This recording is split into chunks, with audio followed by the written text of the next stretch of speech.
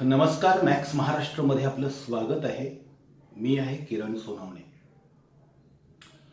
आज आपण चर्चा करणार आहोत मराठा आरक्षणाचं आणि मराठा आरक्षणाच्या अनुषंगानं ओबीसी आणि मराठा क्रांती मोर्चाच्या ज्या काही घटना घडल्या त्या संदर्भात आपण चर्चा करणार आहोत. मराठा आरक्षणाचा ज्यावेळेस विषय येतो त्यावेळेस सर्वात पहिल्यांदा आपल्याला आरक्षण म्हणजे काय हे समजून घेतलं पाहिजे.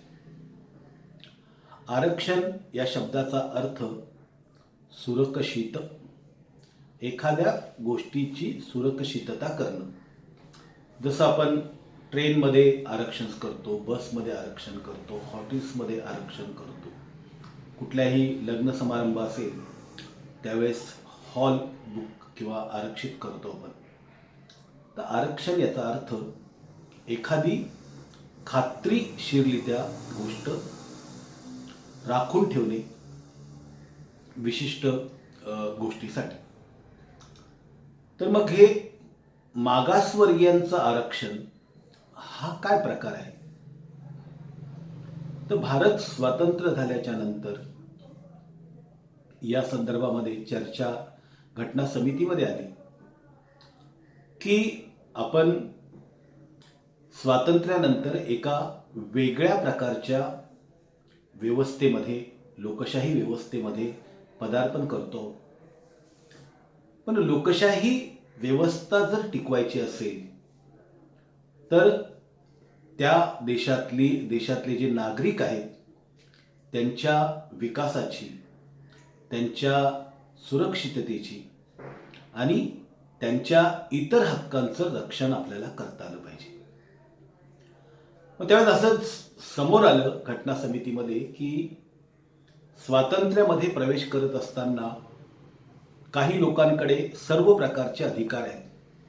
ते आर्थिकदृष्ट्या, शैक्षणिकदृष्ट्या, सामाजिकदृष्ट्या आणि सांस्कृतिकदृष्ट्या अत्यंत सशक्त आहेत किंवा ते त्या पद्धतीनं अतिशय शक्तिवान आहे. पण दुसरीकडे जर पाहिलं तर असा एक वर्ग आहे की ज्याने हजारो वर्ष अस्पृश्यता अनुभवली, ज्यांची घरं गावकुसाच्या बाहेर आहेत, ज्यांच्याकडे शिक्षणाचा अधिकार, शिक्षण नाही आहे त्यांना, आणि त्यांच्याकडे संपत्ती सुद्धा नाही. असेल तर अतिशय तुटपुंजी संपत्ती त्यांच्याकडे आहे. मग जर समजा ही व्यवस्था अशीच चालू ठेवली तर समाजामध्ये अराजकता माजण्याची शक्यता अधिक आहे.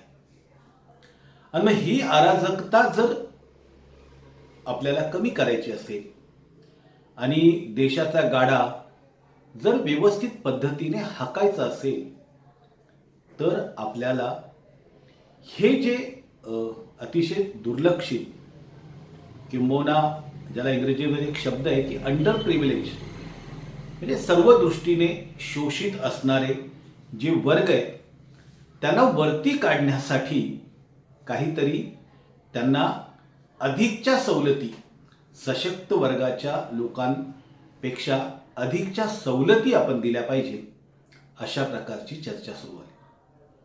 मग त्या काय देता येईल? त्यांना जमीन जुमला दिला पाहिजे का? त्यांना अजून काय देता येईल? मग त्यातून एक समोर मुद्दा आला की या लोकांच्या विकासासाठी आणि त्यांना हा देश आपला वाटावा, सुरक्षितता वाटावी आणि त्यांच्या हक्कांचं संरक्षण व्हावं, यासाठी आरक्षण नावाची व्यवस्था या देशामध्ये आहे. आरक्षण याचा देत असताना लोकसंख्येच्या प्रमाणात ते आरक्षण दिलं पाहिजे, अशा प्रकारची संकल्पना पुढे आली. आणि त्यामुळे SC STचं असेल, VGNTचं असेल, हे आरक्षण सर्वात पहिल्यांदा त्यांच्या लोकसंख्येच्या प्रमाणात भारतामध्ये अस्तित्वात आलं आणि त्याचा परिणाम आपल्याला असं दिसतंय की या वर्गाला संधी मिळाल्याच्या नंतर त्यांचा विकास झपाट्याने होऊ लागला. असं एक 25-30 वर्षामध्ये स्वातंत्र्याच्या नंतर लक्षात यायला लागलं. पण हे होत असताना आणखी असे काही जाती जमाती आणि वर्ग होते की ज्यांना जे स्पर्धेच्या प्रभावामध्ये स्पर्धेमध्ये टिकू शकत नव्हते. आणि मग 340व्या कलमाच्या अंतर्गत घटना समितीनं की स्वातंत्र्याच्या नंतर SC, ST, VG&T हे वर्ग वगळता भारतामध्ये एक आयोग नेमावा आणि हा आयोग नेमून झाल्याच्या नंतर त्याने सर्वेक्षण करावं आणि सर्वेक्षण केल्याच्या नंतर त्यात ज्या मागास जाती आढळतील त्यांना सुद्धा घटनेच्या वतीनं घटनेत तरतूद करून एक विशिष्ट आरक्षण देण्यात यावं.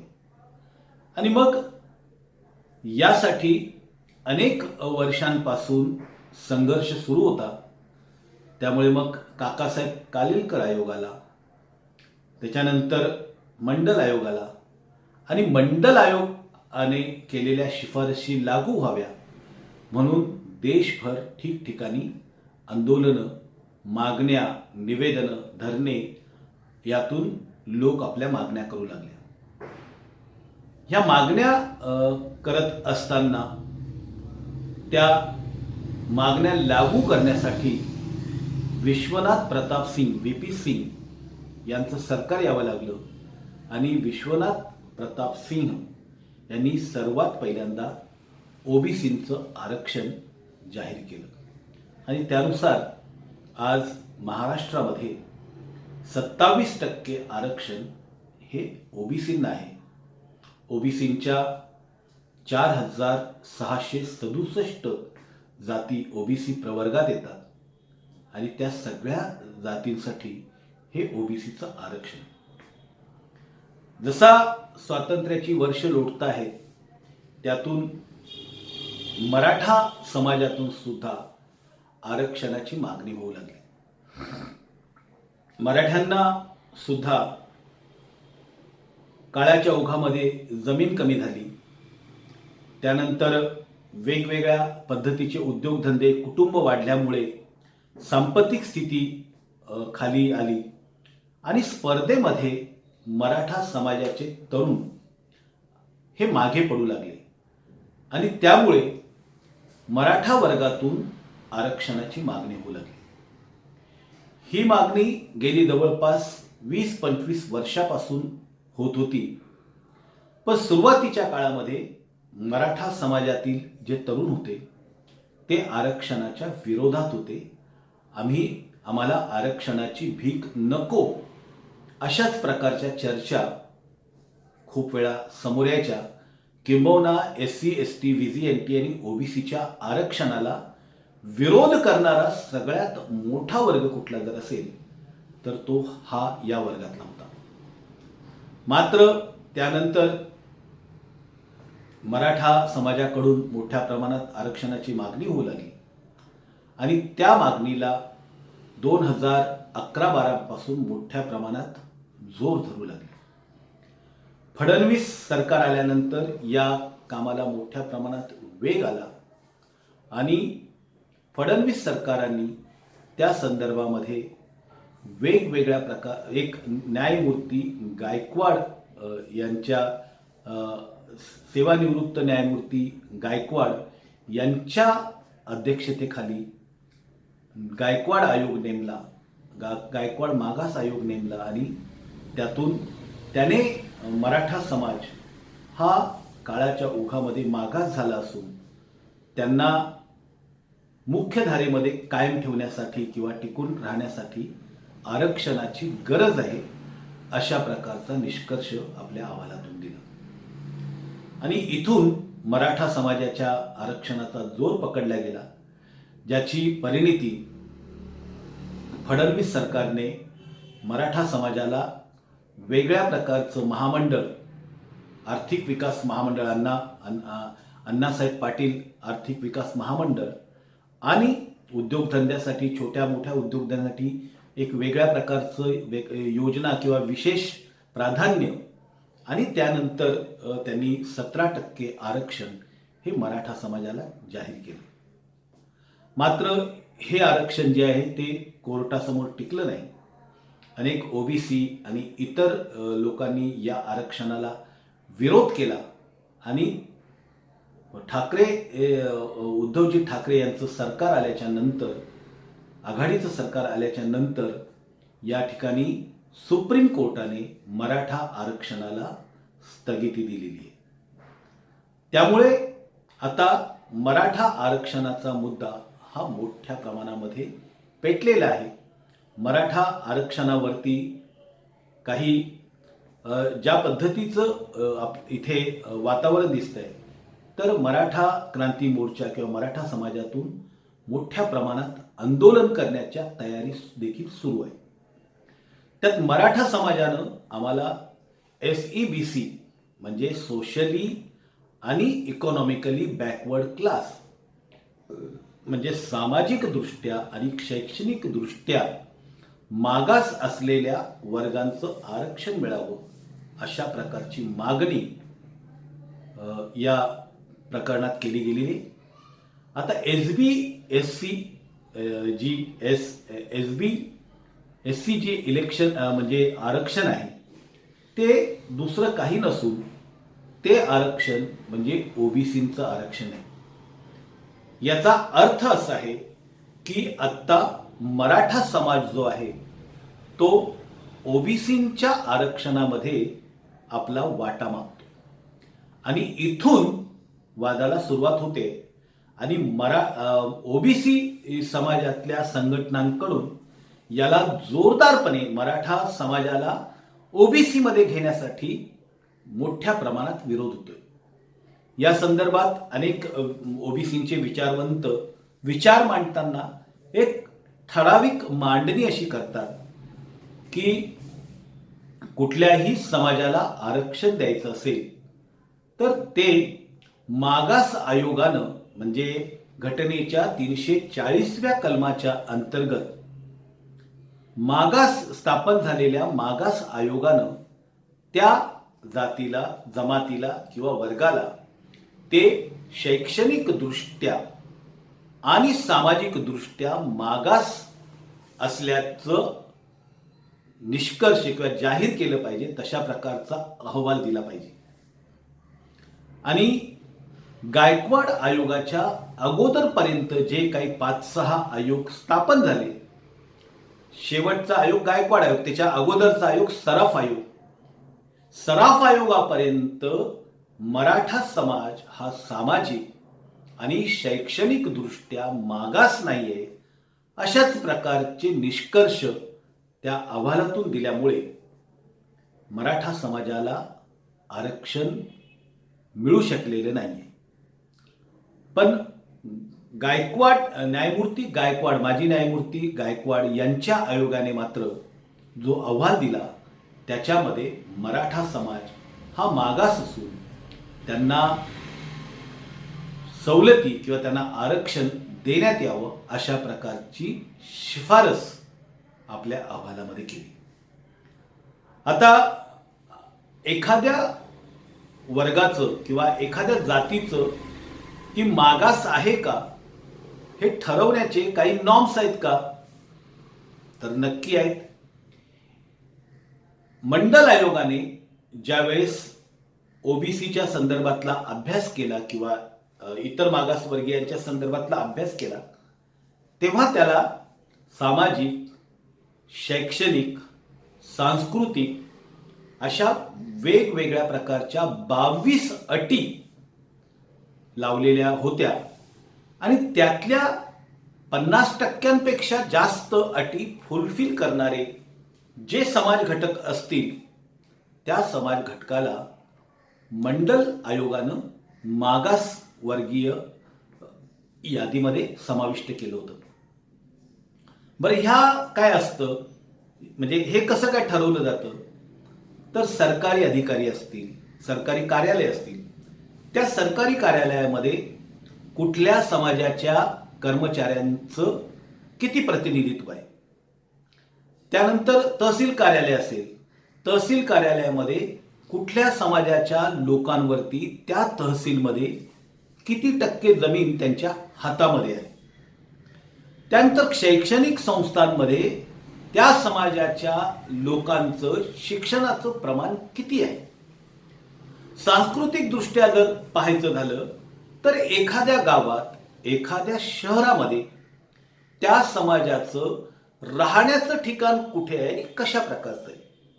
जसं आता तुम्ही गाव रचना जर पाहिली असेल तर गावामध्ये तुम्ही जर पाहिलं तर एक ठराविक प्रकारची रचना असते की गावामधल्या सवर्ण वर्गाचं, उच्च वर्णीय वर्गांचं जी घरं असतात ती चांगल्या ठिकाणी, अतिशय सुबक, सगळ्या सोयीसुविधेने उपलब्ध, आणि त्याच्यानंतर कमी कमी कमी असं करत गाव कुसा बाहेर जर तुम्ही गेलात तर त्या ठिकाणी अतिशय दलित समाजातली किंवा अंडर प्रिव्हिलेज क्लासच्या लोकांची घरं आपल्याला दिसून येतात.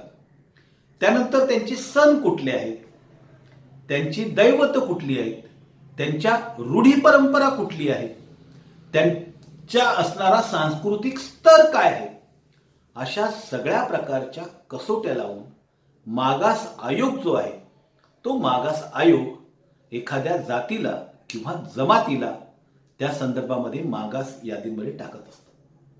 पण गायकवाड आयोगाच्या पर्यंत अशा प्रकारचा कुठलाही निष्कर्ष या ठिकाणी कुठल्याही आयोगाने मराठा जात ही मागास असल्याचा निष्कर्ष किंवा तशा प्रकारचा अहवाल दिलेला नाही. आता हा जर मुद्दा आपण मराठा समाजातल्या विचारवंतांच्या समोर मांडला किंवा त्यांच्या समोर जर समजा आपण अशा प्रकारचे प्रश्न ठेवले तर मराठा समाजाचं या संदर्भामध्ये काय म्हणणं आहे. आम्ही अनेक मराठा अभ्यासक असतील, नेते असतील, सामाजिक कार्यकर्ते असतील यांच्याशी याच्या संदर्भात चर्चा केली. पुरुषोत्तम खेडेकर जे मराठा सेवा संघाचे संस्थापक आहेत, त्यांना जेव्हा विचारलं तर त्यांनी असं स्पष्टपणे सांगितलं की मराठा म्हणजे दुसरं तिसरं कोणी नसून कुणबी आहे. आणि त्यांनी याच्याही पुढे जाऊन सांगितलं की मराठा आणि कुणबी, ज्यांची जात दाखल्यावरती मराठा आहे आणि काही लोकांची जात कुणबी आहे, तर या दोघांमध्ये रोटीबेटी व्यवहार होतोय. त्यामुळे मराठा ही कुणबी आहे. इतकंच नाही तर त्यांनी सांगताना छत्रपती शिवाजी महाराजांचा असणाऱ्या उल्लेख केला आणि त्यांनी सांगितलं की छत्रपती शिवाजी महाराजांचं वर्णन करत असताना तात्याराव उर्फ महात्मा ज्योतिराव फुले हे त्यांच्या पोवाड्यामध्ये असं म्हणतात की कुळवाडी कुलभूषण, म्हणजे हा जो छत्रपती शिवाजी महाराज आहे हा कुळवाडी आहे. कुळवाडी याचा अर्थ कुणबी, शेती करणारा, आणि शेती करणारे हे मोठ्या प्रमाणात कुणबी असतात. त्यामुळे आम्ही मराठा आणि कुणबी एकच असल्याचं ते सांगत असतात. काही मराठी नेते सांगतात की अनेक गॅझेटमध्ये मराठा म्हणजे कुणबी अशा प्रकारचा उल्लेख देखील आहे. अजून पुढे जाऊन आपल्या याला सांगत असताना काही मराठा विचारवंत सांगतात की मराठा ही मुळात जातच नाही. ते त्याबद्दल सांगत असताना असं आपलं खुलासा करतात की मराठा ही एक उपाधी किंवा पदवी आहे. छत्रपती शिवाजी महाराजांच्या काळामध्ये स्वराज्यासाठी जो जो लढला तो मराठा. मग धनगर असतील, नाभिक समाजाचे असतील, आगरी समाजाचे असतील किंवा पेशवे ब्राह्मण असतील, ते सुद्धा स्वतःला मराठ्यांचं राज्य, मराठा म्हणून संबोधित करायचे. त्यामुळे मराठा ही जातच नाही, तो गुणवाचक, ती एक पदवी आहे. अशा प्रकारचं मराठा या शब्दाबद्दलचं एक्सप्लेनेशन किंवा खुलासा हे मराठा समाजातून देत असतो. आणि जर आम्ही कुणबी असू तर आम्हाला ओबीसी मधलं आरक्षण मिळालं पाहिजे, अशा प्रकारचा पावित्रा, अशा प्रकारची भूमिका मराठा समाजाकडून घेण्यात येतो.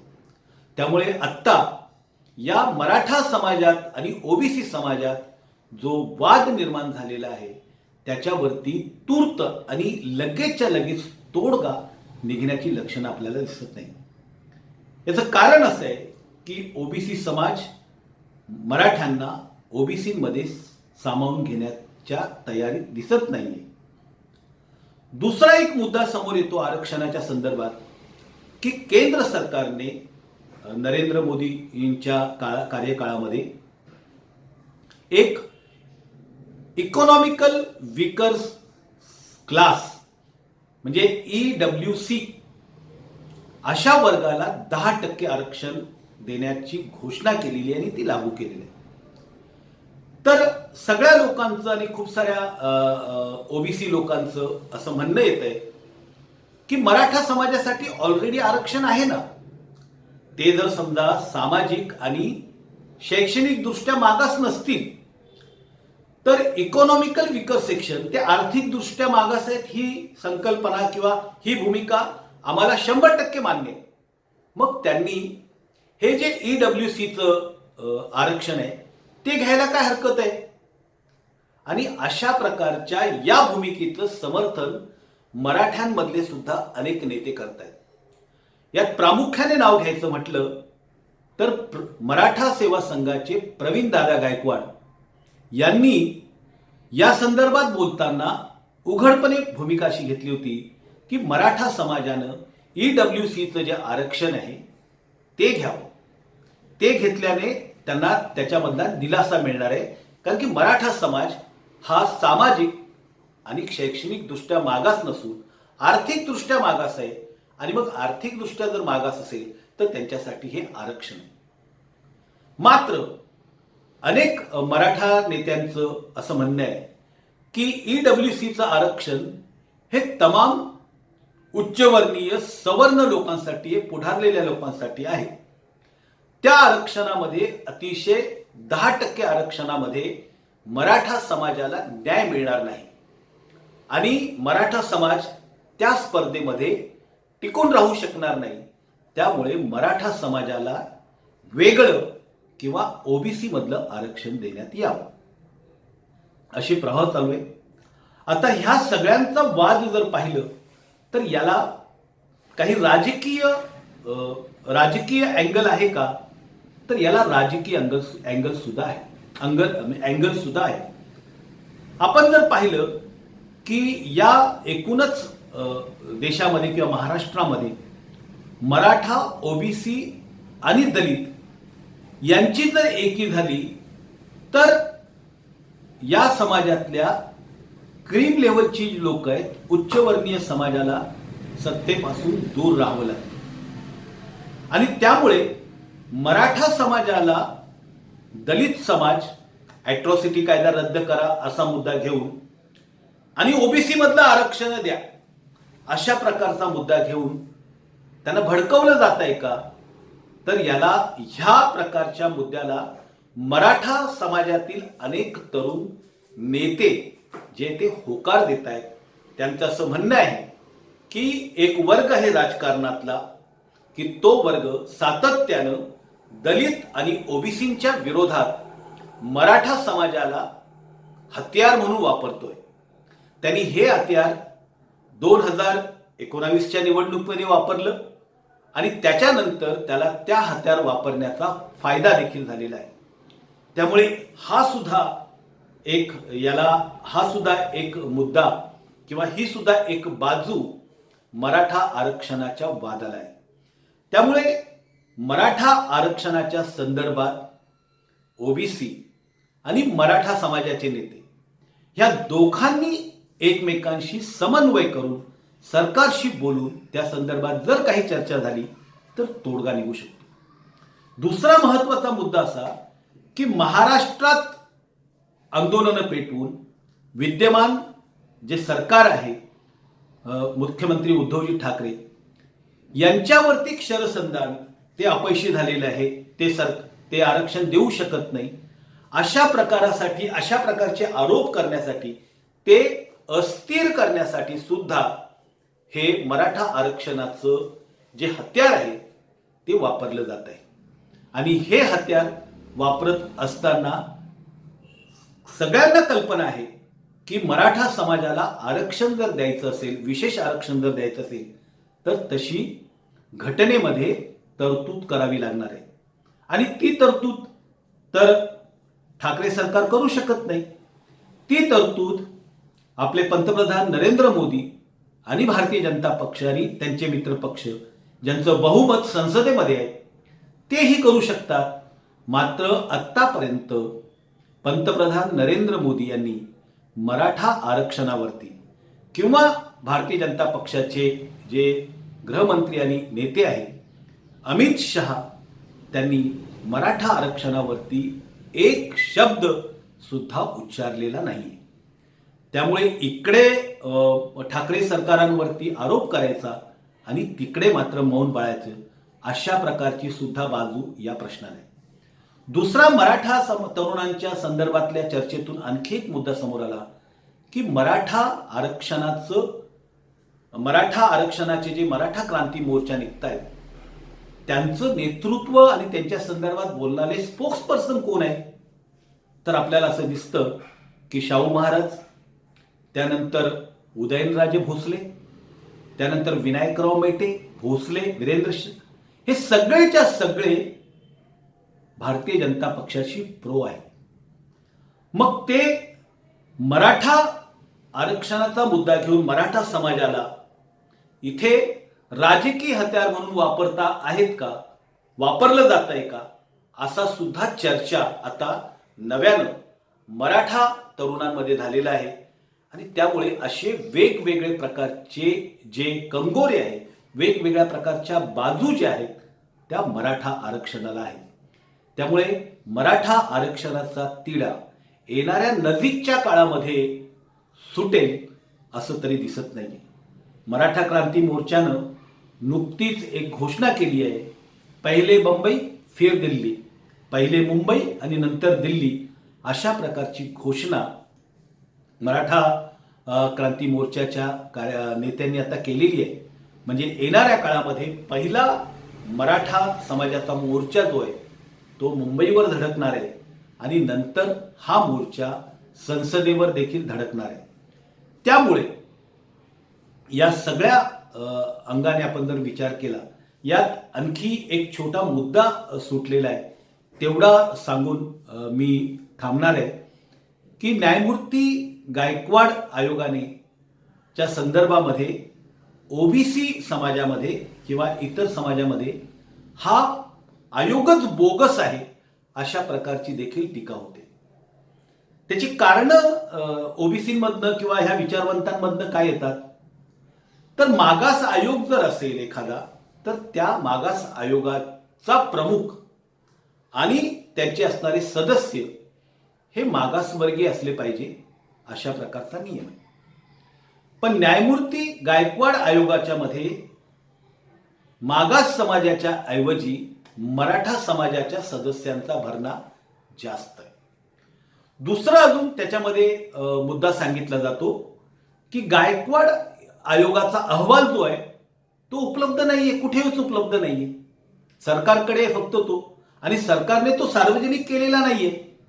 आज जर समजा देशामध्ये जितके मागास आयोग निर्माण झाले वेगवेगळ्या राज्यात आणि आपल्या महाराष्ट्रात, त्या प्रत्येक आयोगाचा अहवाल जो आहे तो अहवाल वेबसाईटवरती, गुगलवरती, वेगवेगळ्या प्रकारच्या संस्थांच्या असणाऱ्या वेबसाईटवरती उपलब्ध आहेत. कोणी बघू शकतो, सहज बघू शकतो.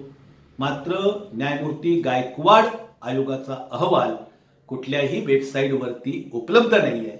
माहितीच्या अधिकारात तो मागितला तर त्याची प्रत मिळत नाहीये. त्यामुळे हा आयोग घरात किंवा कार्यालयात बसून लिहिलाय, तयार केलाय, अशा प्रकारचा एक आरोप सुद्धा या गायकवाड आयोगावरती होतोय. तुम्ही ही बातमी पाहताय. आमच्याकडून जर एखादा मुद्दा राहिला असेल आम्ही सर्वज्ञ आहोत अशा प्रकारचा दावा करत नाही. आमच्याकडून जर काही चूक झाली असेल तर तुम्ही कमेंट्स बॉक्समध्ये त्या मुद्द्यात तो मुद्दा लिहू शकता. आमच्याला करेक्शन करू शकता. आमचं जर काही त्याच्यामध्ये राहून गेलं असेल तर तुम्ही त्याची पुष्टी कमेंट्स बॉक्समध्ये जोडू शकता. धन्यवाद.